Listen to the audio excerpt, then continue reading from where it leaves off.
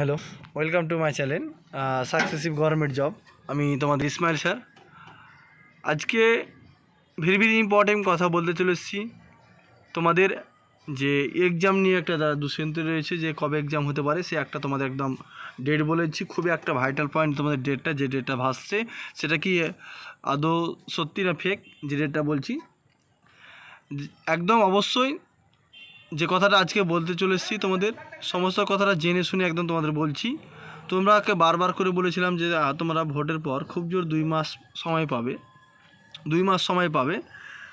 এভাবে এমনভাবে পড়াশোনা করো যেন অবশ্যই তোমাকে একটা টার্গেট নিয়ে চলতে বলেছিলাম এর আগেও, যে 3 মাস সময় ভাবো, যে 3 মাস সময় নিয়ে নিজেকে এখন থেকে 3টা মাস সময় ভাবো, যে প্রতিদিন 8 ঘন্টা করে পড়ো।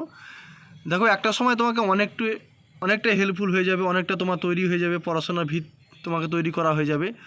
আর তুমি যে ভাবছো যে এক্সাম ডেট দিবে, কিন্তু এক্সাম ডেট ওই রকম না। এক্সাম ডেট দিয়ে দিবে, দিয়ে সময় কিন্তু খুব একটা অল্প সময় পাবে, সেই সময় কিন্তু তুমি নিজেকে তৈরি করতে পারবে না।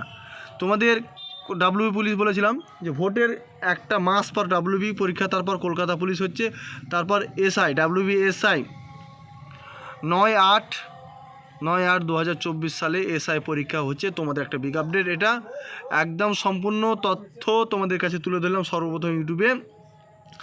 আর ডাব্লিউবিতে বলে দিলাম ডাব্লিউবি ভোটের 1 মাস পরই পরীক্ষা হচ্ছে, তারপর সব প্রত্যেকটা পরীক্ষা দেখবে পরস্পর হতে থাকবে। কিন্তু নিজেকে তুমি একটা তৈরি করে নাও, যারা ভাবছো যে ডাব্লিউবি এসআই চাকরিটা অবশ্যই দরকার, তারা কিন্তু মেনের প্রিপারেশন নাও। অ্যাকচুয়ালি মেনের প্রিপারেশন নিতে হবে। যদি এসআই চাকরি ভাবো, যে অবশ্যই মেনের প্রিপারেশন নিতে হবে, এখন থেকে টার্গেট করতে হবে।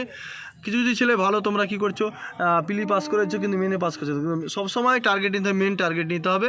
ঠিক আছে, এই পর্যন্ত বিস্তারিত আলোচনা। চ্যানেলটি যদি ভালো লাগে অবশ্যই লাইক কমেন্ট করো।